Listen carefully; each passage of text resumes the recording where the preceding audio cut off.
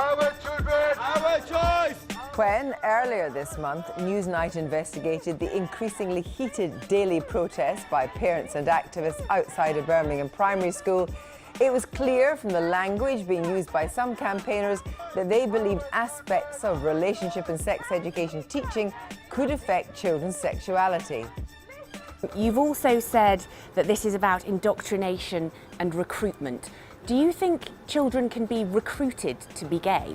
Well, you can condition them to accept this as being a normal way of life. And it makes the children more promiscuous as they grow older. Shame, shame! The protests were sparked by concern among some parents about aspects of equality teaching at another Birmingham school, but they have since spread to other towns and cities as part of a coordinated campaign. Today, though, Birmingham City Council fought back, winning an interim High Court injunction banning protesters from gathering in an exclusion zone around Anderton Park School. Campaigners have also been banned from making offensive comments about teachers on social media. But tonight, one of the men who led the campaign indicated his apparent intention to continue. In a video posted on Facebook, Shakil Asfar urged parents to continue to make their voices heard. We will safeguard our values and our family values, and if this government wants to use tactics to silence us, we will challenge you.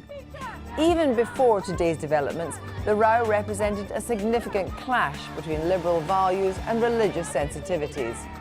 Now, as it raises questions of the rights of parents to protest, the battle shows no sign of going away.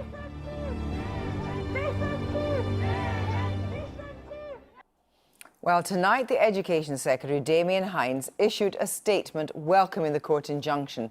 We did ask the protest leaders to join us, but they weren't available. Earlier, though, I spoke to Ajmal Masroor, an imam and founder of Communities in Action, which promotes community cohesion. I asked him what he made of today's judgment.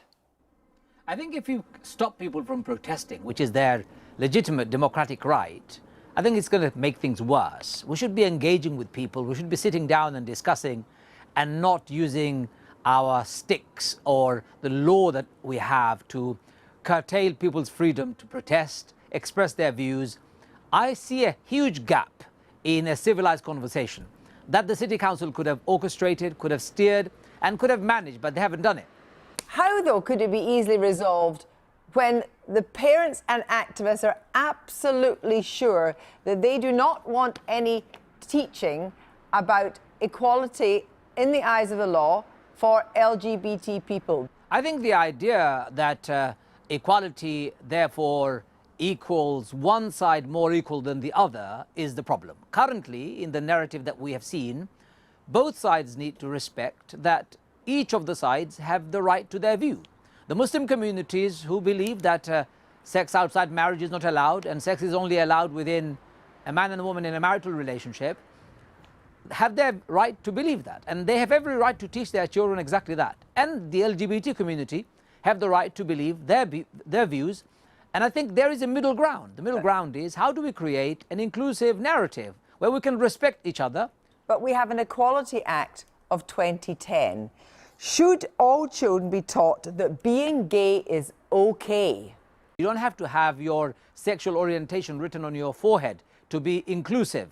You can be included in any conversation. We don't have to talk about sex and sexuality when we talk about equality. Muslims are saying something very simple. They're saying, we would like to teach our children ethics. We would like to teach our children morality. And in Islamic morality, I'm afraid sex outside marriage is not allowed.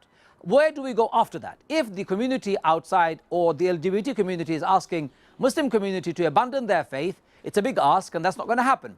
And if we're asking LGBT community to abandon their belief, it's not going to happen.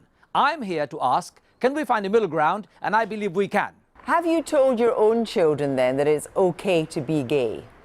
I've told my children that in Islam, sex outside marriage is not allowed.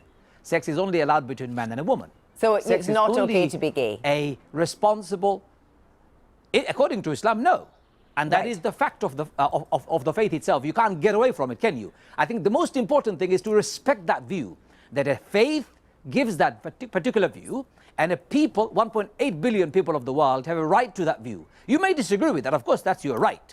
So as long as we can create a space where we are both respectful of each other's rights to holding that view, I think we can start that discussion and we can start progressing. Otherwise, we'll be militant and we'll see regress in our community. We have seen a post on Facebook from one of the leading activists in this row saying that despite the injunction, he wishes the protests to go ahead next week and for people to come along. Do you agree with that or do you not agree with that?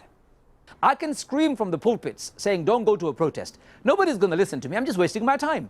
It's people's legitimate democratic right to protest. And City Council can bring as many injunctions as they like, but they cannot silence people's discontent.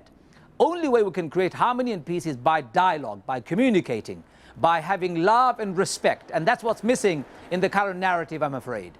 Ajmal Masroor, thank you so much for joining us tonight. Thank you very much. Well, Sarah Hewitt-Clarkson is the head teacher of Anderton Park School, and she is with me now. Thank you very much for coming in. The ruling today means a short-term pause, but it doesn't solve anything in the longer term. No, it doesn't, but it's a step forward to solving those issues, and it's a step forward from a judge who has looked at some evidence and has said, okay, this doesn't appear to be peaceful. This is causing harm and distress. You heard from the imam there that there's not enough dialogue being had. Is there something more that you as a head teacher, that the Education Authority could be doing in terms of dialogue? Well, we've always had dialogue. I think every school in the country has had dialogue with its parents all the time. This was kind of thrust upon us from almost nowhere, because we've been talking about these things in school since 2010.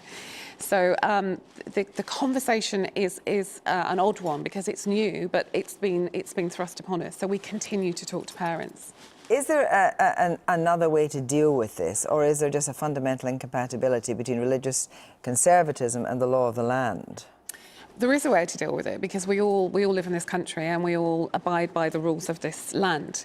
The Equality Act being one of them, which is an excellent law that protects people's protected characteristics, and there are 9 of them. So this isn't just about LGBT, this is about race and religion and age and all the other protected characteristics, which is a fantastic law.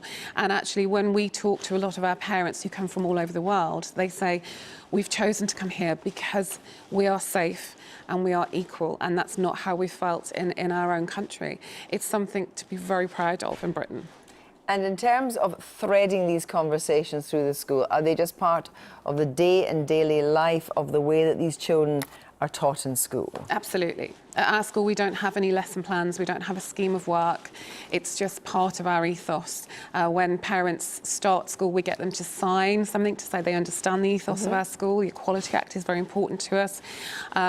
We talk about it in assembly, maybe, or just, it's a bit like kindness or being polite. We don't have lessons on being kind and polite. It's just what we expect. And probably the largest thing we do in school, actually, when it comes to equality, is we talk about how girls and boys are equal. And we try and break stereotypes for all children and all people, because stereotypes are very damaging. What about sensitivity, though, to different religious views? Of course.